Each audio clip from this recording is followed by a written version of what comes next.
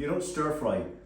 It's not really frying at all, it's more of a steaming technique, and it's one of the healthiest ways and most convenient and quickest ways you can cook. Any veg will work pretty much, I don't really know. It's just that as long as they're cooked, cut appropriately, think as many colours as you can. What I'm using here is some lovely red chard, some red cabbage, a couple of red peppers, carrots. When you're dealing with a kind of a more tougher veg like the carrots, just cut it smaller, simple as that. Some nice stem broccoli and loads of colour here. Also on the fish front, because this is a seafood stir fry I'm making, some nice rope mussels. They're damaged, they're kind of open like that, just discard them. And I've got some prawns, some salmon, leeks, or what am I saying, leeks? Some squid and things like that. So the whole thing here is if you have a good fishmonger, a lot of them do these kind of chowder mixes and things like that, and just ask them for a nice little mixture of fish, because they use a lot of offcuts, you know, it's perfectly good fish, but they're cutting the big chunky fillets and they're left with these thinner parts of the tail, and sometimes they mix all those together, and this is a great way of using all of those. Prawn wise, with these prawns, what I'm going to do is I'm just going to open the back of them, and this will make them easier to eat first of all. And then I'm just going to take that little vein out, and that's the only prep they need. And the just gonna goes in that little bin. And when you remove that little vein, you also have this nice cut, so it makes it very easy to eat. I'd always recommend cooking them though completely in the shell, because it kind of protects the meat and it ends up a lot better. So that's that, and then on to the sauce. What I'm going to do is to make kind of a nice little stir fry sauce. A lot of oriental sauces use this technique, but the little jam jar technique, I've seen it done a few times, it's a great idea. What I'm going to do is add about 3 tablespoons of rice wine vinegar. I'd always say put the rice wine vinegar in first, because that is the best medium for taking on the flavours. I've got a load of ginger here. I've got a nice heaped tablespoon of freshly cut ginger. Pop that into the rice wine vinegar. I've also got some garlic, just roughly chopped there, about 3 cloves of garlic into the vinegar. And the spice I'm using here is ground and aniseed. Now, if you can't get this, a very easy one to get is Chinese five spice, which it contains aniseed as well. I think it does anyhow. But again, it's a great one in this. But anyhow, I'm going to pop those into that jar. Just let them a little swill around. It's a good way of mixing it, you see. The vinegar will start doing its thing, taking on those flavours. Next up, I'm going to add some fish sauce. I'm using a Thai fish sauce. I'm using about 3 tablespoons. That acts kind of like the salt in the dish. Also, I'm going to use a generous teaspoon or a small tablespoon of honey, just to kind of give a little bit of sweetness into the whole thing. And again, it's so much better to put the vinegar in first as your first ingredient. Just knock that little piece of honey off, because it breaks down the honey a lot better as well and things like that.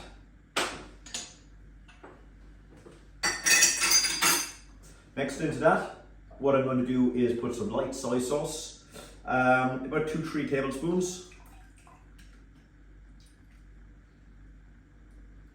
And then the final ingredient I'm going to use is some oil. I'm going to mix it all up before adding the oil. And I'm going to put about 40 mils of an olive oil. Very commonly you'll see a seed oil being used in this, but again, I'm interested in anti-inflammatory food. Seed oils, olive oil goes down a kind of a more of an omega-3 pathway. It's not an inflammatory oil.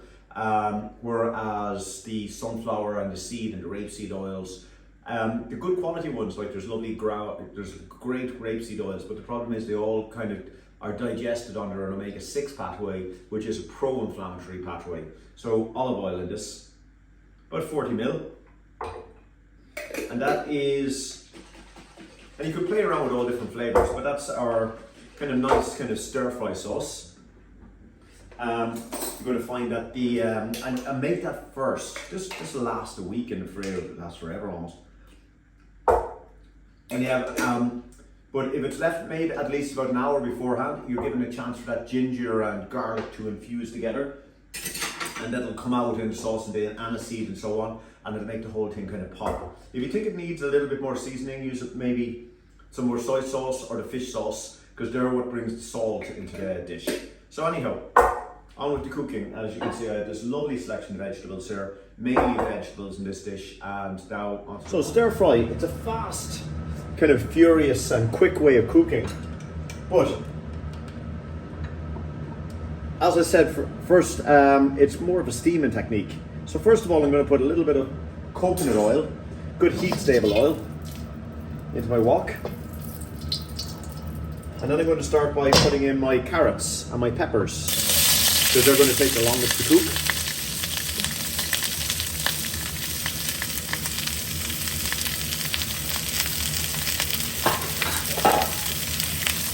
I'm going to give them a little bit of a toss around. Not long. And now what I'm going to do is add water.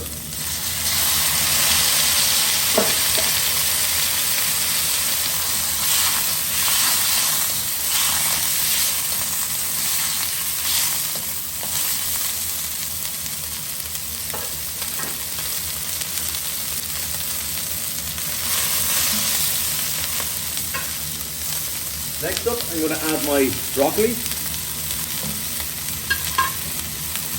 my corn, and my red cabbage. You're picking the veg that are going to take the longest to cook. Keeping that veg heat on always at its max.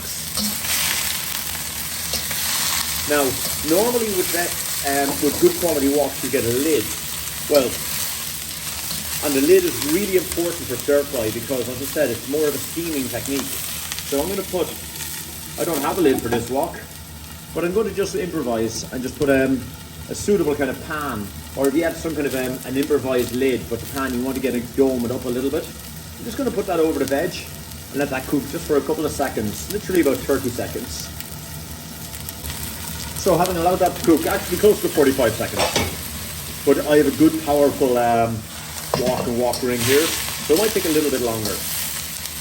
And as you see, I'm more steaming these vegetables. And get these now, because that high temperature, I've got this lovely colour.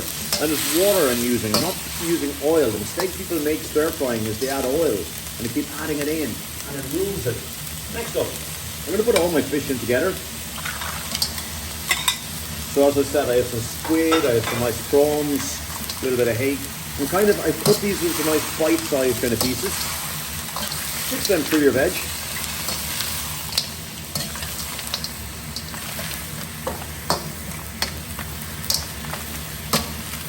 You can see this just looks, this lovely blast of colour, which is what stir fry should be all about. As I said, calling it frying isn't an accurate description. So anyhow, I'm going to cover that up again and leave it for just a couple of minutes under as high heat as I can, and then let all of those fish and all those vegetables start to steam together. About 2 minutes, I'd say, 2 to 3 minutes. So having waited about 3 to 4 minutes there, because I have a nice big portion, as you can see the mussels, everything is opening up there, and all those colours are lovely and vibrant. What I'm going to do next is I'm going to add in my chard, my leaves. Now again, spinach, chard, doesn't really matter. Any of those kind of nice leafy kind of vegetables. Now when you're stirring now, go gentle, because your fish is starting to cook, and if you start going mad with it, you're going to break all that fish up, and you want those lovely chunks. As I said, the kind of steaming technique is what you want here. Now, there's a sauce that we made earlier. Give it a shake, just to get everything infused in together there. And now I'm just going to pour a few tablespoons of that in around this dish. And that's going to bring our nice gingers or garlic and everything into this. And then what you do is get it covered up again, keeping it on as high heat as possible, and let it cook until everything is nice and tender at the highest heat you can for probably take about another 2-3 minutes. and then let everything steam and infuse there together. So I've waited about 3 minutes there. There we have it. You can see everything is lovely infused together. Now be gentle at this stage, and because the mussels have now opened, all of that juice there is actually the juice after coming off nice fresh mussels. All our fish is cooked, and that is it. That's all we need. I'm going to just sprinkle a few pumpkin seeds over at the very end. But the thing with this is now, serve it straight away. Don't be messing around. This is, stir fry is all about doing it and serving it. Now, a lot of Chinese would be use a little smidge of potato starch or arrowroot or something like that, just thicken it up at the very end and turn that into a nice thicker sauce. Very easy to do, but I'm not going to do it because I just don't want to get too complicated. It does tend to lead to possibly breaking up the dish. But there we have it, our nice little seafood stir fry. And to serve this, I'm just going to get into a nice appropriate little bowl. As you can see, there's my bowl already. And then just do it like this. Don't handle it, just nice and gently place the whole dish into the bowl.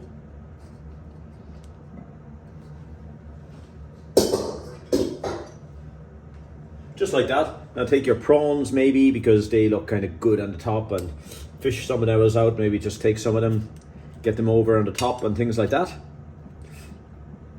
Some of the broccoli, get all those nice colors, vibrancy. And then just to finish this one, just to give a little bit of texture, I'm just going to use nice generous few pumpkin seeds just over the whole thing. And there we have it.